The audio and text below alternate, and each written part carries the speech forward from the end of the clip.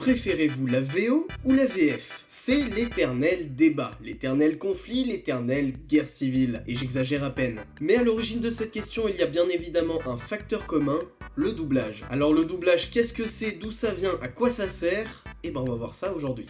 C'est en 1929 que Le Chanteur de Jazz, le premier film parlant, sort aux yeux et aux oreilles du public français. Wait a minute, you ain't heard nothing yet.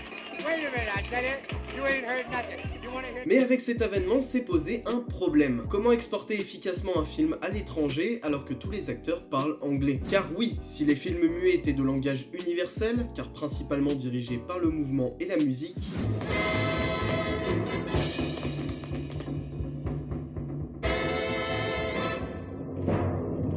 les films parlants, eux, racontent leurs histoires au travers d'un langage plus codifié et subjectif, le langage. Nom de Dieu, de putain de bordel de merde, de saloperie, de connard, d'enculé de ta mère. C'est alors que les gros studios ont eu une idée. Ramener des acteurs de tous les pays pour tourner le même film dans toutes les langues. On est d'accord, c'est une sacrée idée de merde. Et c'est comme ça qu'on s'est retrouvé avec des Laurel et Hardy massacrant la langue française. Nous n'étions pas dans une maison, tout ce qu'il y a de respectable, je vous flanquerai une bonne volée.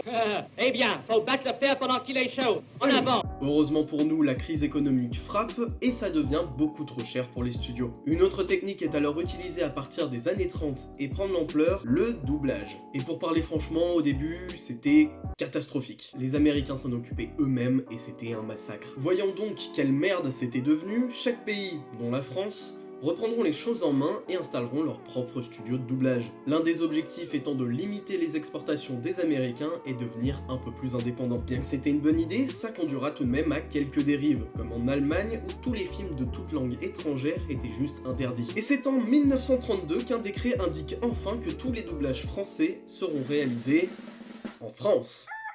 Cocorico.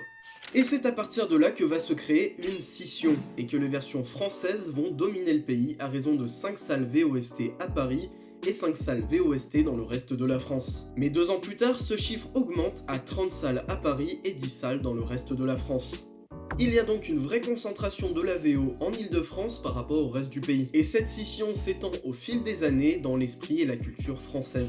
Les grandes villes préférant la version originale, car habituées à celle-ci, et les provinces ayant un penchant pour le doublage français, car n'ayant pas d'autres solutions de disponibles et l'ayant donc ancré dans leurs habitudes. Nous sommes donc ici à la base du débat VO ou VF. Suite à la Seconde Guerre mondiale, le cinéma américain reprend peu à peu le dessus. Alors, en 1949, pour protéger le cinéma français, une loi est mise en place pour réaffirmer l'obligation du doublage français. Et c'est à partir de ce moment-là que les métiers du doublage se développeront réellement jusqu'à être ancrés culturellement. Les techniques et savoir-faire s'améliorent, les comédiens s'appuyant sur la bande rythmo, une frise sur laquelle sont inscrites les dialogues et qui défile à mesure du film, ce qui permet d'être plus précis et plus juste dans l'intention donnée par le comédien.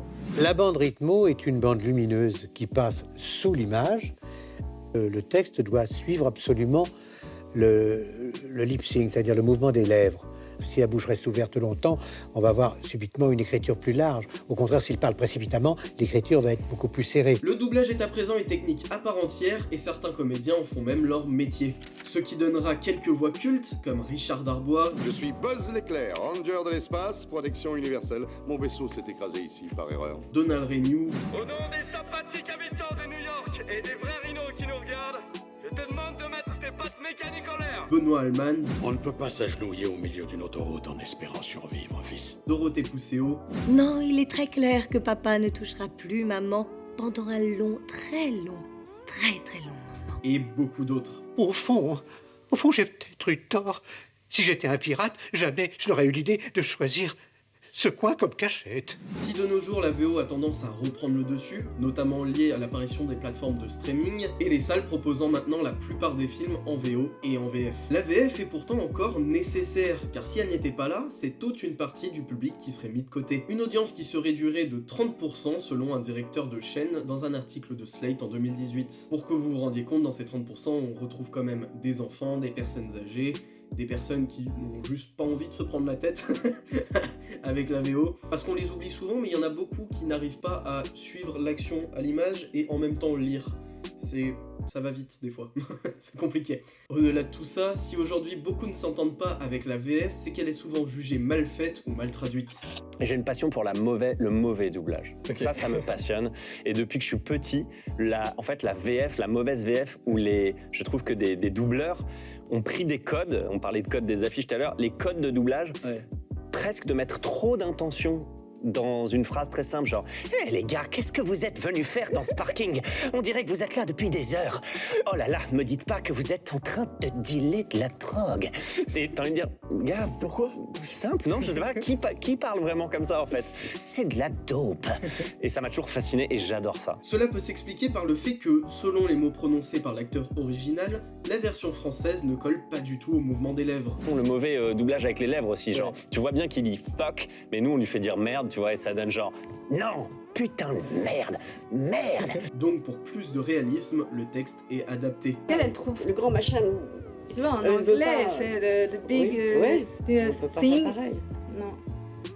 C'est du doublage. Mais il y a également une autre raison, les mœurs culturelles. Parce que si on réfléchit 2 secondes, une blague se basant sur un fait culturel américain ne sera pas forcément comprise par un public français. C'est là qu'entre en jeu le doublage et l'adaptation du texte. Et c'est comme ça qu'on obtient des moments cultissimes, comme avec la série Ma famille d'abord, beaucoup plus drôle en VF qu'en VO.